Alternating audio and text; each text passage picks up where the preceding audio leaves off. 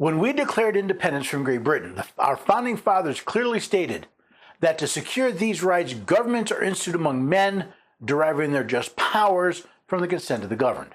The case United States versus Scametti is ultimately a controversy about rights.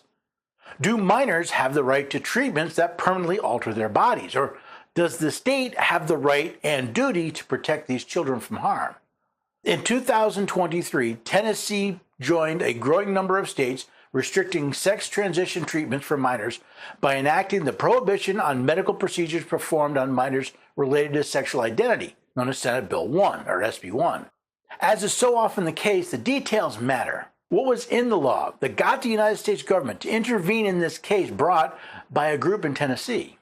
SB 1 prohibits healthcare providers from prescribing, administering, or dispensing puberty blockers or hormones to any minor for the purpose of enabling the minor to identify with or live as a purported identity inconsistent with the minor's biological sex, or treating purported discomfort or distress from a discordance between a minor's biological sex and asserted identity.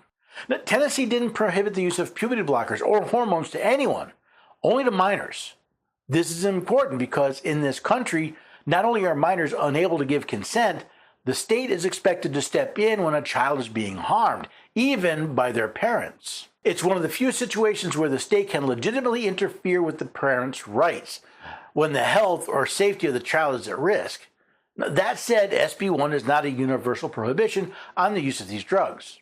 At the same time, SB 1 permits a healthcare provider to administer puberty blockers or hormones to treat a minor's congenital defect, precocious puberty, disease, or physical injury.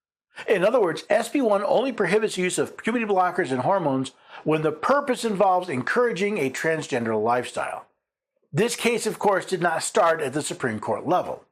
3 transgender minors, their parents, and a doctor challenged SB 1 under the Equal Protection Clause of the 14th Amendment. The district court partially enjoined SB 1, finding that transgender individuals constitute a quasi-suspect class, that SB 1 discriminates on the basis of sex and transgender status, and that SB 1 was unlikely to survive intermediate scrutiny. The Sixth Circuit reversed, holding that the law did not trigger heightened scrutiny and satisfied rational basis review. The court granted certiorari to decide whether SB 1 violates the Equal Protection Clause. The district court found for the minors, their parents, and the doctor. The court claimed that people believing they are transgender are part of a quasi-suspect class, which we'll go into more in the section on levels of scrutiny. Based solely on the belief that so-called transgender people are more likely to suffer discrimination, they claimed Tennessee's SB 1 was unconstitutional. However, the Sixth Circuit disagreed, claiming that the district court was wrong in how they evaluated the law. The Supreme Court took the case to decide if SB 1 violates the Equal Protection Clause of the 14th Amendment or not.